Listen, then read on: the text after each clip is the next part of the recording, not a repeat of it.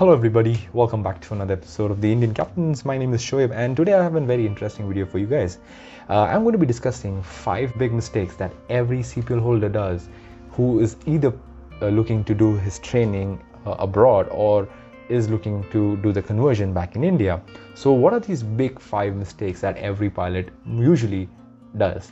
Stay tuned for more information.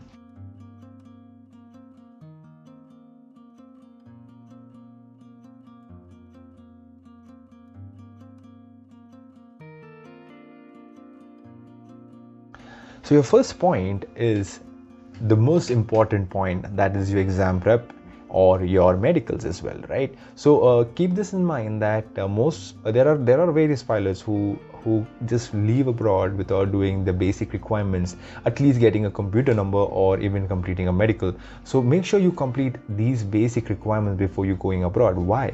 Because upon returning back for your conversion, doing all these procedures, getting a computer number will take time, right? So your entire process will get delayed considerably. Same with the medicals. To get your class 2 and then you need to get your class 1 over a period of, let's say, 2 to 4 months. It's going to take you, or even 5 months or even more, to get these requirements. So you're going to end up wasting time. So this is my first point. So the second point is, let's say you've done all of this and now you're looking to go abroad for your flight training, and here comes the most important thing: which flight school do I go? I think I've already discussed this in the previous video, but in this, what's the most important thing? The package. So the package that is offered for you, basically, I mean to say, the cost and then the requirements mentioned there. Please keep in mind that whatever requirements are given by your flight school, do not get fooled away by a package which is lesser, let's say cost wise, and gives you your goals, basically your goal of completing your CPL. Let's say you're getting a similar a cost of, let's say, 30 lakh of CPL in a foreign country, whereas the same country other schools are offering 35-40. There will be a catch, guys. Make sure to keep that in mind. Check the specifics out. So what do I mean by your package checks? So you have to check the R requirements given for your PPL, instrument rating, or commercial, or however the course is designed for you in the particular ICAR contracting state. And keep that in mind whenever you come back to India. Those R's should help you for your conversion, not the other way around.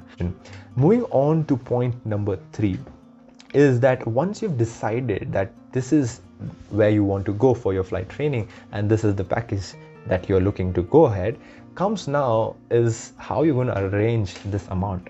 Right? The amounts are usually massive, and most students are in a hurry and do not plan for the worst case scenario as well, because aviation is an industry where we usually end up spending quite a lot of amount of money than what is mentioned. Let's say it's mentioned, for example, 30 lakh, but please definitely keep this in mind that there can be overheads, and there will most likely be overheads with regards to your flying, your stay. So do always plan for your finances. You do not want to get stuck in a foreign country with no finances or your flight training being delayed. Either ways, you're going to end up spending more money to finish your training and to survive there. So keep that in mind to plan your finances. Point number 4 is a very important point, is the ratings of the aircraft that you're training there on. Most of the foreign CPL holders do not know about this. There are schools offering, like I told you in the previous few minutes, that at a very affordable price, but they're also giving you're flying in a different aircraft which might not be approved by DGCA. So for that, you need to go to the DGCA website and check the list of approved aircrafts under that you can do your flight training. And also there are also the complete data given in terms of their model numbers as well. So please keep that in mind. Why is this important? Once you come back to India, like I mentioned in the conversion videos, that you'll have to do your flight checks or your flying or your recency flying in the aircraft you're rated at. And if that aircraft is not available in India, either of the aircraft that you've trained there, then you're going to have a problem. So please keep that in mind to do your rating on an aircraft which is suited. So talking about this, I'm sure you're going to ask me questions. Which are the aircrafts which are usually available in India? Most likely, most of them end up doing the training in Cessna 152, Cessna 172. There's the Diamond DF40, DF42, which is your multi, Piper Seneca. So these are the most used aircrafts. There are few other aircrafts as well, but they are in very limited quantity. So when you come back, you will have a lot of trouble. So try to keep your CPL training in these aircraft so that at least it will help you for your conversion process.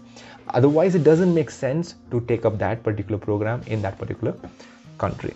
Moving on to my final point is being aware of the Indian market. Yes, as you already know, I've discussed some of the points that you need to do keeping in mind this COVID scenario. But apart from this COVID scenario, generally speaking, when you decide to go abroad for your training, look at the Indian market as well. How the Indian market is doing. Is it doing really well that you can take the plunge?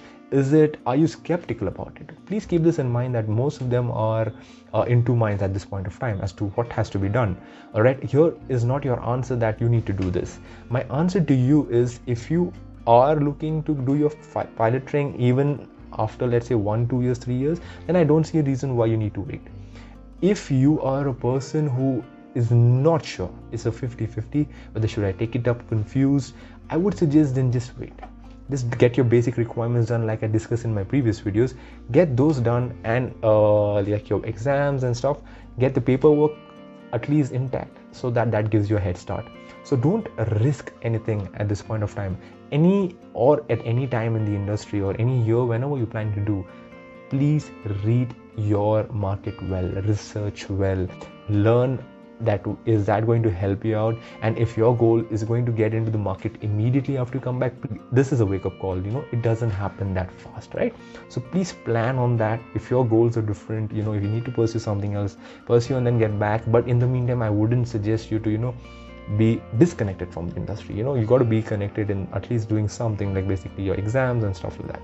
So keep that in mind. These were my 5 important points that most students end up making mistakes. And all of this, if you see it sounds very trivial, but at the end of the day, you end up spending good chunk of money just to rectify any of these mistakes. Yes, there are many people who have done that mistake. I myself have done the mistakes in some of the points. So keep that in mind, that these are things that you have to keep in mind if you're looking at doing a training abroad. I hope this video has given you that quick 5 points that you have to keep in mind, and I hope this video will help you to take that decision, and also to plan well in advance if you're looking to go abroad. Make sure to hit the like if you have enjoyed the video so far. Comment if you feel any point you have any doubts or anything that is worrying you at this point of time. And if you have reached this far, what you need to do, you need to hit the subscribe button and hit the bell icon to get our notifications. Do connect with us on our social media handles. They are in the description. We'll be glad to connect with you. All right, then I will see you in the next one. Take care. Goodbye.